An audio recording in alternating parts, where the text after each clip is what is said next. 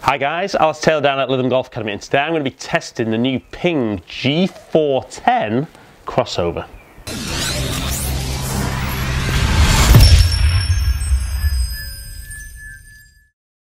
Right, so then guys, G410 crossover. Now, is it an iron?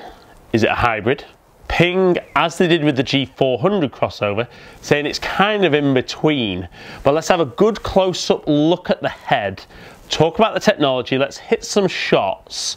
I'm going to compare it against the G400 crossover, but I'm also going to compare it against the i500 3-iron, because there's kind of similarities between all three of the clubs. And we're going to find out, is this the perfect driving iron that Ping have now made? Right then guys, so you've got the brand new Ping G410 crossover.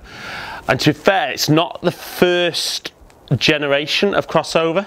Obviously the initial one got some really good results with it, but the general consensus was that even though we got some great performance out of it, it was very big, very chunky, and you can see from the back, you know, Ping talking about it being a cross between a hybrid and a long iron.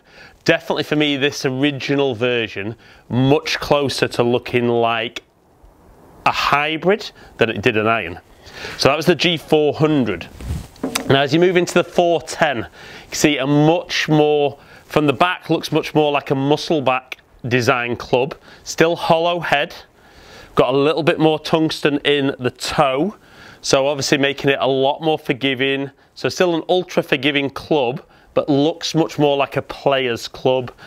Looks really nice behind the ball. Still a slightly thick top line and a little bit of offset, which isn't a bad thing. Still going to help guys get the ball in the air.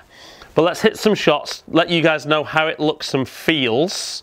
And then obviously I'll hit some shots with the previous generation, but also I'm going to hit the i500 3-iron just to show you guys how it performs. Right guys, so like I said, this looks really good behind the ball, and it's a tough one because I think in some respects a crossover as its own type of club is difficult. A lot of guys say, is it a long iron, is it a driving iron, is it a very sleek looking hybrid? For me, it's much more into that driving iron mentality, but with more hollow headed irons out there, it's a lot easier for this to be looked at as a long iron. Right, so I'm going to hit some real balls on GC Quad, look at the flight, talk through looks and feel. I've got the 20 degree. They do this in 2, 3 and 4, which I do think Ping missed out last model in the G400, that they only started at 3-iron, and I do think you'll get a lot of guys putting the 2-iron in this. But I've got a 3 in this, a 3 in the G400 and a 3 in the i500. Let's see how they perform differently and see if this at the G410 will be going in your bag.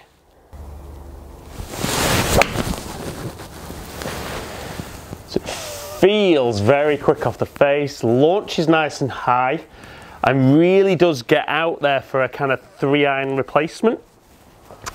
Now, if I'm being honest, for me, even though it's a massive improvement, I still don't think it looks as nice as it could do. I do think though, for guys who want to have that longer iron in the bag, this is going to tick a lot of the boxes. For me personally, still not loving the quite as much offset as is on there. But that first shot there, high, good carry distance. And it is something you could use off the tee, but I think really good flight for those longer par 3s.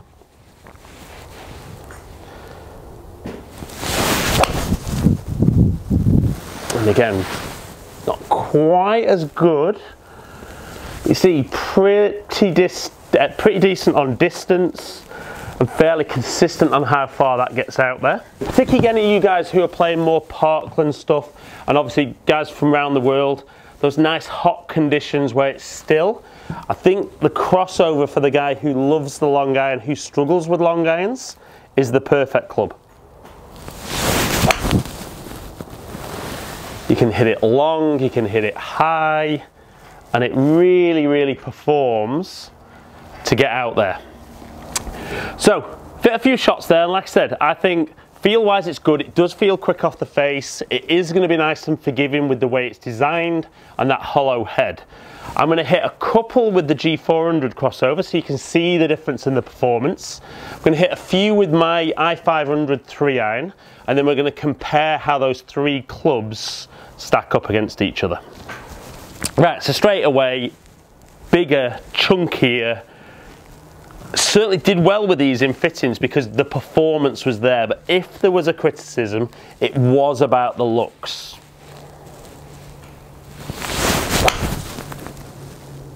Definitely for me, launching higher.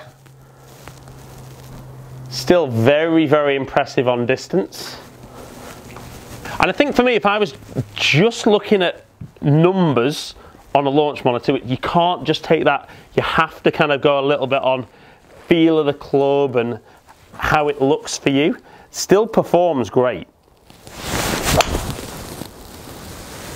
So I don't necessarily think the new club for me, performance-wise, is that different.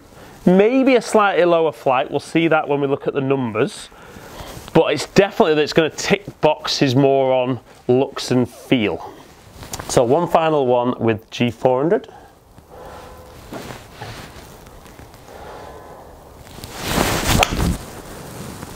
It's got that one shaping a bit more. And again, that would tend to be my bad shot with anything that's got a little bit more offset on it. So original G400 I think is good, but like I said, for me, just looks wise, don't feel I could put that in the bag. Right, so move across onto my i500. So still a hollow headed club, but looking much more like a blade, just a lot bigger and more forgiving than a blade. Looks a little less offset. So let's hit some shots with this and see how this one works. Just hit that down the right, not drawing back, but felt a good strike. And just for my personal preference, the only reason I'd possibly still lean towards the i500 is I maybe feel that I've got the ability to hit it a little bit lower, which playing a lot of links golf like I do, I think that off the tee would maybe suit me a little bit more, but possibly the 2 in the 410 crossover would work.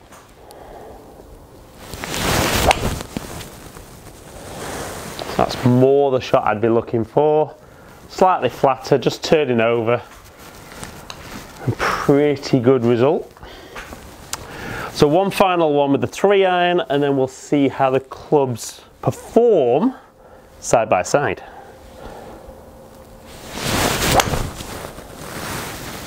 That one felt a little bit towards the toe. Still great performance for a 3-iron though.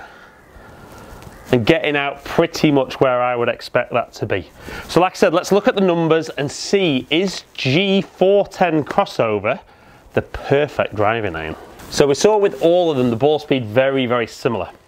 Now, as we kind of expected, with the i500 3-iron, I saw a lower launch angle than I saw with the 410 crossover, and then the 400 crossover launching even higher again. Obviously with the launch angles being a bit different, we're seeing slightly different spin. Carry-wise, very, very similar though on those shots, with the i500 being 208 against 206 and 202 with the G400. But really that's just down to spin rates being a little bit different. So really, whichever club would best suit where you're playing and you felt most consistent and comfortable with. Right then guys, so we've looked at the numbers and like I said, they're almost identical. So really for me, in a fitting, that would then come down to, did you prefer the looks and feel? Did you prefer the ball flight that one of them gave you? For me personally, like I said, probably still slightly leaning towards the i500 3-iron. If I'm being honest though, I'm half tempted to put a G410 2-iron in the bag, and it'd be great if they could even maybe just crank a couple of degrees off. I think that'd work really well for me off the tee, and possibly if I don't put a fairway wood in the bag this year, that'd work really, really well off the floor on those long shots on par 5s. But really good product. As ever, you need to get along, get fitted, see what works for you. So guys, hope you've enjoyed the video.